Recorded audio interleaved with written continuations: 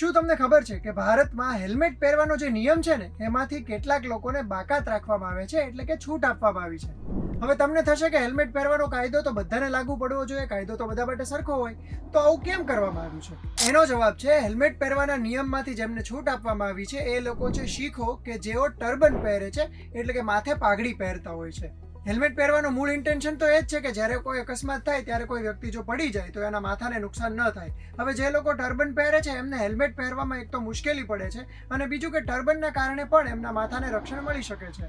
એટલા માટે થઈને આ પ્રકારની છૂટ આપવામાં આવી છે. ભારતમાં મોટર વ્હીકલ એક્ટ 1988 પ્રમાણે હેલ્મેટને લગતા કેટલાક નિયમો છે જે આપણે બધાએ જાણવા જોઈએ. તો બાઇક ચલાવનાર અને એની પાછળ બેસનાર વ્યક્તિ હેલ્મેટ પહેરવું જોઈએ, પણ એ કયા પ્રકારનું હોવું જોઈએ?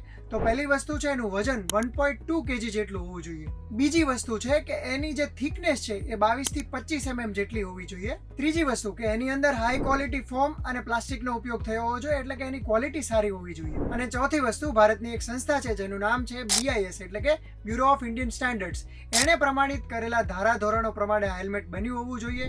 એનો જે ટફનેસનો ટેસ્ટ હોય છે એ પાસ કરેલો હોવો જોઈએ અને એની અંદર ISI નો માર્કો પણ હોવો જોઈએ. મિત્રો, ઘણા બધા લોકોને ખ્યાલ નથી હોતો કે તમે જ્યારે બાઇક ઇન્સ્યોરન્સ લો છો અને કોઈ અકસ્માત થાય ને એ પાસ કરાવવાનો થાય ત્યારે ક્લેમ પાસ કરતી વખતે બાઇક સવારે હેલ્મેટ પહેર્યું હતું કે નહીં એ ખાસ નોંધવામાં આવતું હોય છે.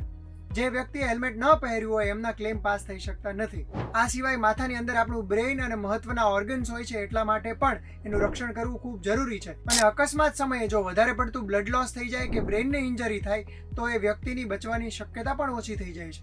એટલા માટે થઈને આ વિડીયો તમારી આસપાસના તમામ લોકોને શેર કરજો અને આ પ્રકારની ઇન્ફોર્મેટિવ માહિતી જોવા માટે ગુજરાત સમાચારના ડિજિટલ પ્લેટફોર્મ સબસ્ક્રાઇબ કરી લેજો.